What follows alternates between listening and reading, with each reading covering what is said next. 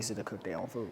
Yeah. And again, I think it's because of today's society and generation. You know, I think we're used to instant gratification, where it's like you get everything so fast, you get everything so, so quick nowadays that you don't want to do the work. You got options. It's hella options now. There's a lot of options. That's so crazy because there's a little bit off topic, but this morning I was listening to this really good episode with this monk. I sent it to you.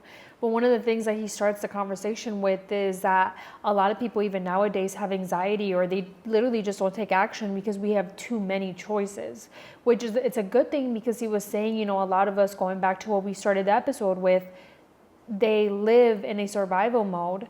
So, you know, something that we always talk about, it's like you only know what you know at the time with the tools that you had. But again, this is where we have the conversation today. You know, at what point do you become self-aware and you're like, hey, this is something that I have to fix myself? We talk about that all the time, at a point where you should be a old enough adult, so you shouldn't be making stupid decisions constantly.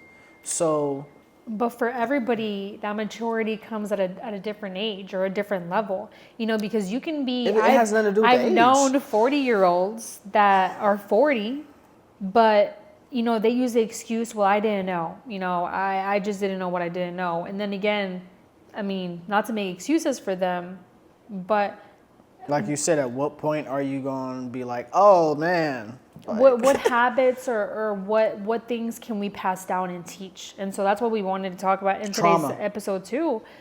Huh? that's what we should be passing down and sorry. teaching. We should be passing down trauma and teaching trauma. I didn't mean to laugh at that. But it's funny because it's like it's true.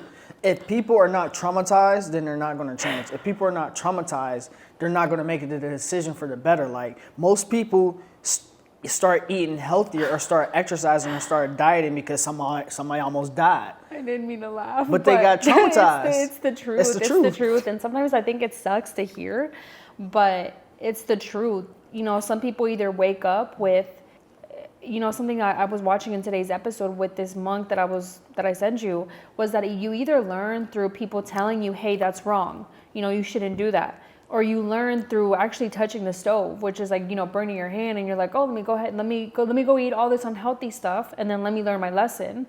Or you simply learn by watching other people.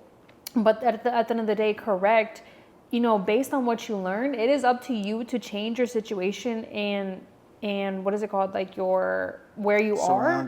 And I think for some people, when you are in that survival mode, yes, it's hard, but then again, you know, how do you get yourself out of that? And it's really by, you know, learning through the people that you're watching, learning through your actions, or learning just by trying something and then seeing what works in the process, you know, because something that we have even learned eating healthy as individuals is that it changes over time. It's not always the same. I think, you know, our eating has even changed from 4 years ago when we met to this day. So it's like every day you're constantly learning new things, but it's like, how do you make it better and how do you keep refining it? 5 years. 6, technically. 5 years, technically 5 years. Technically 6 years, 6. dang, 6 years. We've known each other for 6 years. Yeah.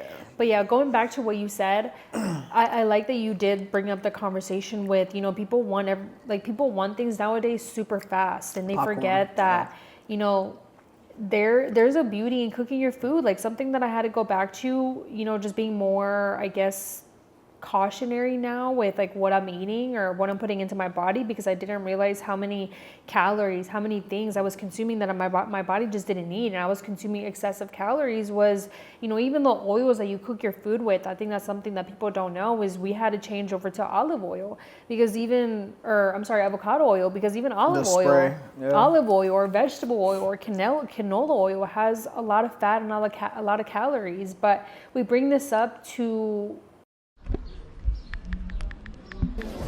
Matt, I need your help growing my social media audience. All right, guys, if you need help growing your social media audience, make sure you text 602-390-7002. Once again, it's 602-390-7002.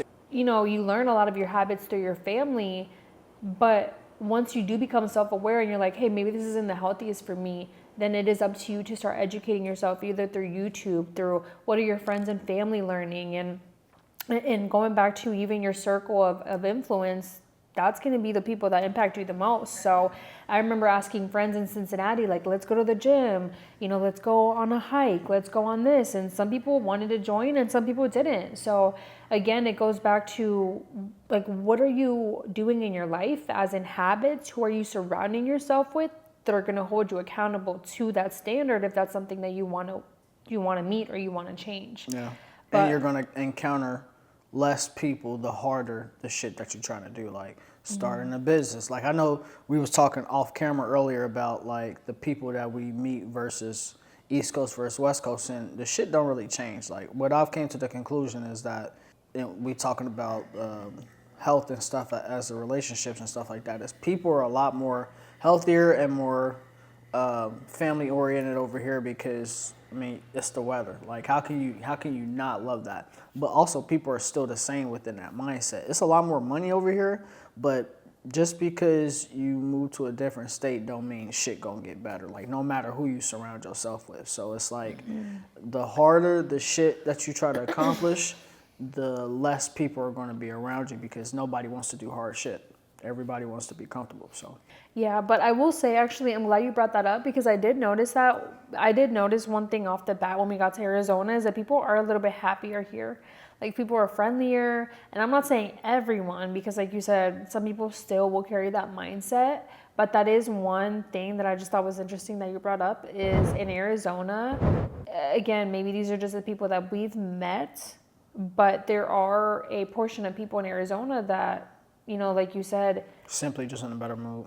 Are in a better mood or just have had a better journey. So it's like even going back to what you said about trauma, even if you didn't have that trauma, there's still things in your life that are probably going to hold you back or that are probably, you think in your mind that are holding you back. So it's all mindset. It's what do you think that you can do, or what are things that you think that are like just not possible, especially with fitness, because even with fitness, I think a lot of people get into the gym and they're like, oh, I can't run, I can't do this. Again, how are you going to know if you don't start somewhere? At the beginning, I could never have imagined myself to walk 5 miles or to run a 5-mile run, but it started with 1 mile and then 2 miles. And then you was leading up to it. And then every week I would add on a mile. I remember we even did it together. Again, having that accountability partner that's going to hold me accountable. Like if I don't go on a run today, somebody's going to call me out. But since we're talking about relationships, that's super duper important for your spouse to also be on the same page with you as far as wanting to be in the fitness and stuff like that. Because I could have been a shitty partner and I was like, you know what? Fuck that. I don't feel like doing that shit. Yeah. So long, that's how I felt. Like I don't feel like doing that. Yeah. But the important thing about wanting to achieve goals and get better is both people in the relationship got to be on the same wavelength, on the same mindset level. So. Yeah, and I know this episode is a little bit all over the place, but I think a lot of these things just tie in together because, something that we always talk about on this podcast, literally in every single episode, is not only mindset, but also the discipline and having that consistency piece with it. So going back to, even if that's something that you didn't see growing up, where your parents were always eating out, or maybe they were cooking all the time, then one, once you become self-aware, you start implementing those habits, but two, that's where you start educating yourself. And I think for us, like even another thing where I feel like that really helped us as a family is having that consistency of just being active as a family. Mm-hmm. Like I feel like we've always gone on walks or hikes, or we've always been consistent with something. Yeah, and then the kids being active too, so that helps because Madison was texting me and she was like, I want to go to the gym every single day. I was like, all right, let's see if that happens. But even her being an active kid, like, and her being here this summer, last summer she was getting used to us not necessarily dieting, but being on a strict meal plan and stuff like that. So or just healthier. I wouldn't even call it strict because I think, especially in nutrition, even that's another thing that we learn. That's definitely strict for sure. I mean, yeah. So everybody has a different perspective of strict. Correct. Like, are we eating noodles with bread and soup, or are we gonna eat some steak and some fish with some fruit and veggies? Like it's a difference. Like it's a big difference. Yeah. So and that's because we've also done the work together to figure out like, all right, what do we need to actually be eating and what can we do